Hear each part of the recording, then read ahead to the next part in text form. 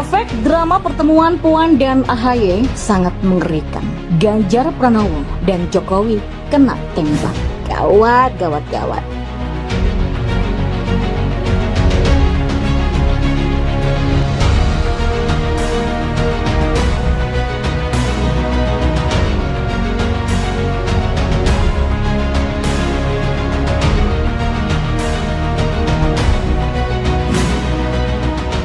Ya, pertemuan AHY dan Puan pukul pamor Jokowi dan Ganjar Pranowo nih. Kok bisa?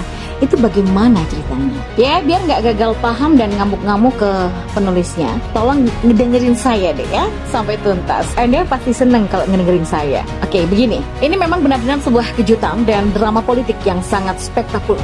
Pertemuan politik langka mendadak bisa terwujud. Ketua Umum Partai Demokrat AHY bertemu dengan Ketua DPP PDIP Puan Maharani di hutan Kota Pelataran Gelora Bung Karno atau GBK Senayan, Jakarta. Wajah media 2 hari ini memang banyak dihiasi senyum tipis-tipis foto bersama Puan dan AHY. Media sedang rame-rame nih mengulas 2 tokoh muda berbakat. Nampak jelas kalau keduanya menjadi viral. Momen pertemuan politik yang konon 20 tahun ditutupi oleh bekunya dendam di antaranya bapak dan ibu. Puan dan AHY sepakat membuka jalur rekonsiliasi politik nasional. Langkah positif bagi kenyamanan politik tanah air, khususnya menjelang pemilu 2024.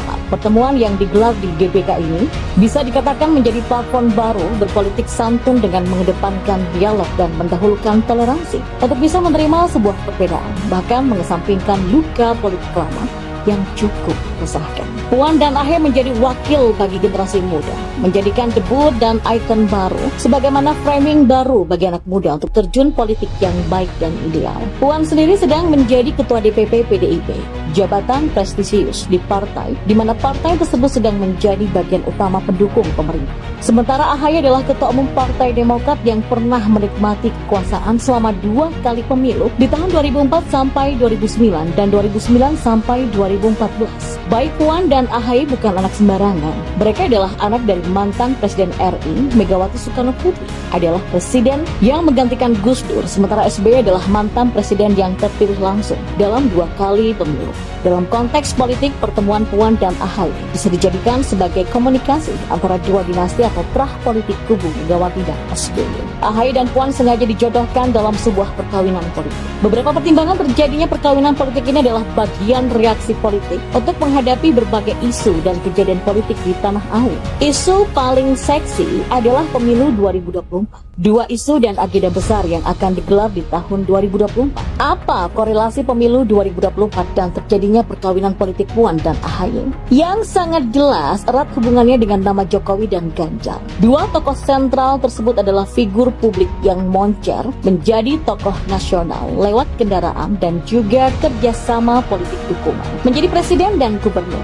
Jokowi 2 kali menjadi presiden diusung partai utama oleh PDIP dan Ganjar menjadi gubernur Jawa Tengah. Juga memakai kendaraan politik PDIP sebagai tiket menjadi gubernur Jawa Tengah 2 periode. Perlu ditegaskan juga Ganjar dan Jokowi bukan berasal dari bangsawan atau ningrat atau mantan anak presiden. Mereka berdua adalah rakyat biasa, besar dan berkembang secara mandiri dan kemudian diambil dan diasuh oleh PDIP menjadi pemimpin nasional yang hebat. Permasalahan akut yang menjadi ancaman turun-temurun adalah munculnya figur kepemimpinan nasional selevel presiden pada akhirnya akan memunculkan kelahiran dinasti yang baru. Ini yang menjadi momok dan trauma khusus bagi partai atau koalisi partai yang sudah mendorong dan menjadikan individu non-partai pada akhirnya menjadi kekuatan baru, bahkan akan menjadi pesaing serta musuh baru berikutnya. Pertemuan AHY dan Puan ada indikasi jika 2 terah besar SBY dan Megawati akan menghambat dan juga menggadang embrio terah baru dari Jokowi bahkan juga Ganjar sebagai bagian sasaran khusus. Megawati dan SBY sadar jika Jokowi akan segera melahirkan bayi baru yang akan menjadi bagian kartel politik dinasti Jokowi. Bagaimana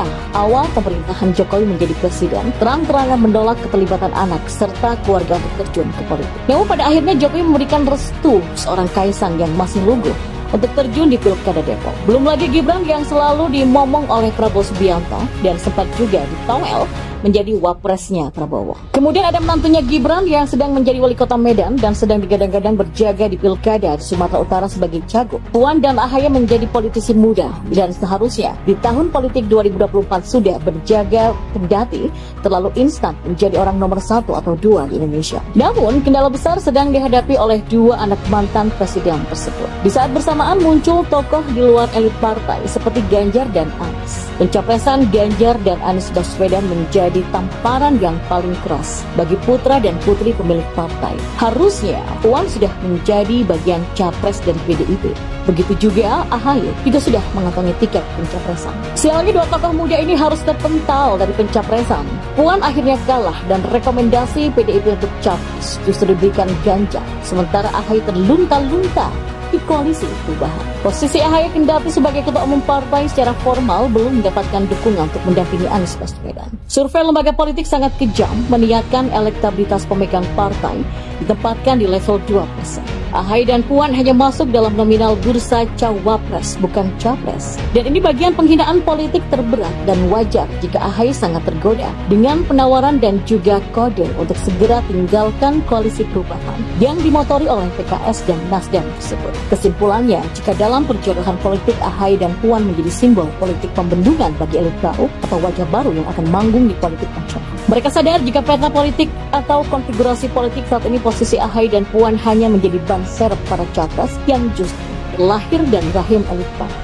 Kemungkinan besar tokoh yang menjadi sasaran utama politik atau benteng atau bendungan adalah Jokowi dan keturunannya, dan Ganjar dan gerbong politiknya. Ganjar setidaknya sudah mendapatkan warning dari awal jika PDIP setengah hati untuk memberikan kesempatan menjadi capres. Ya, kalau kelak Ganjar sukses menjadi presiden, kemungkinan besar hanya akan menjabat 1 periode, kecuali Ganjar dalam periode pertama jabatan sebagai presiden menjadi anak nakal dan durhaka pada PDIP dengan membentuk gerbong atau kartel politik baru untuk membentuk partai baru sekaligus. Periode pemilu 2029 sampai 2033 bukan milik Ganjar atau capres lainnya, tapi milik Puan Maharani dan juga milik Ahaye atau keduanya bisa berduet dalam pelaminan capres 2029 sampai 2033. Pertemuan Puan dan Ahaye yang membuat saya sedikit deg-degan, meskipun tampaknya sosok cawapres pendamping Ganjar belum akan diumumkan dalam waktu dekat. Namun dengan pengalaman Pilpres 2019, kita patut menyiapkan hati sejak now, karena apapun bisa terjadi.